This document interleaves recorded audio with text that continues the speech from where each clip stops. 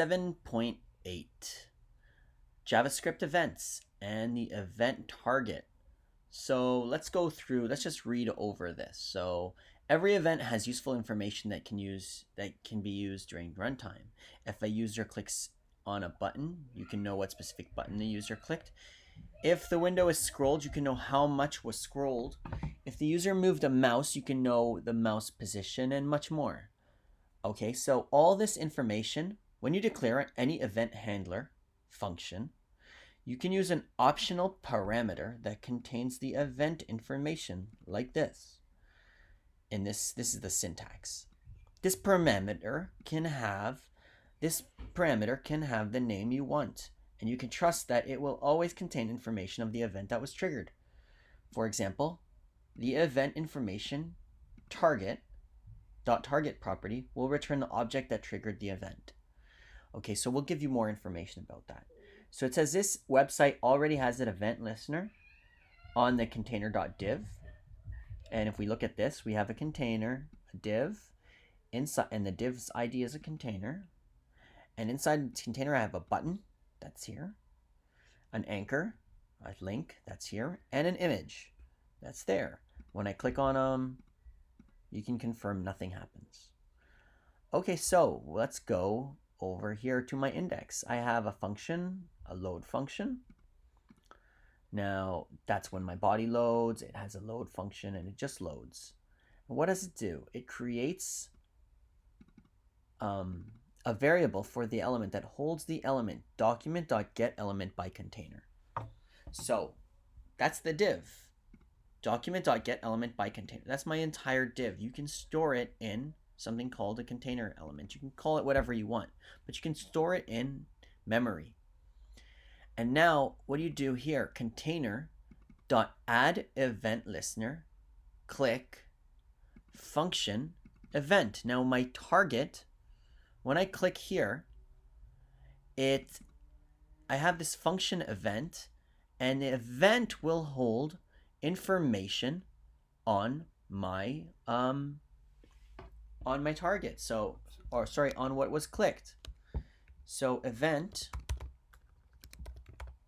So let's just say alert. Console log.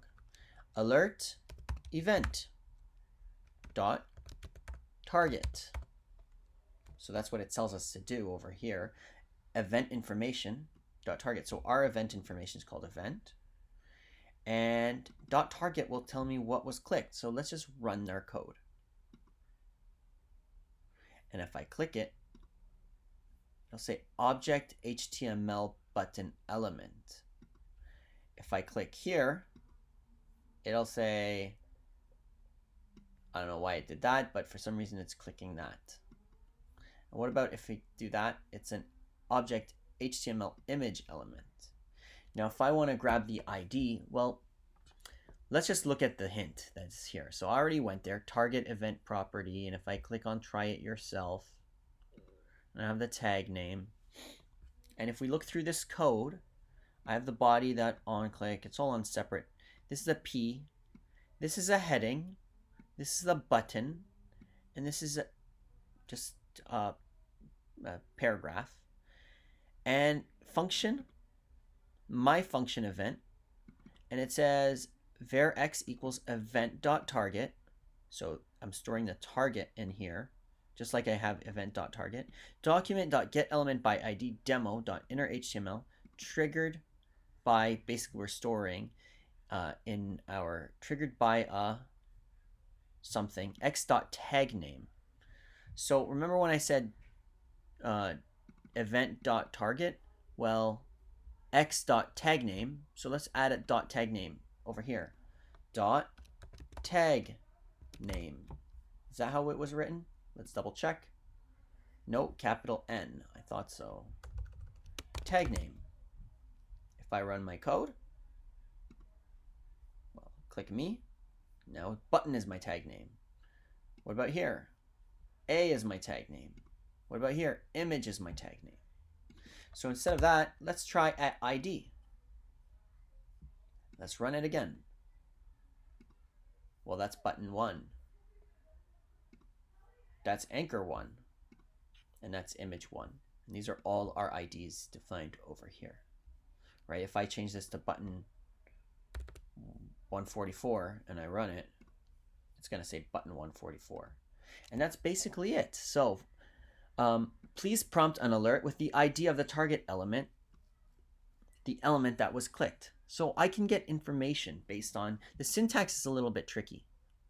I can get information based on what was pressed, but I have to, the syntax is just a little bit tricky, where I have to create an element and I add an event listener, and the click and event, I have I can write function and event, and then inside here I have information about my event, like the ID of what was pressed. And in this way you can find your mouse position and all that information, and also even if you say mouse over, right, you can get, you know, the position of your mouse and the X position and the Y position, and it's good for making games. That's all I have to say on 7.8. Submit and you're done.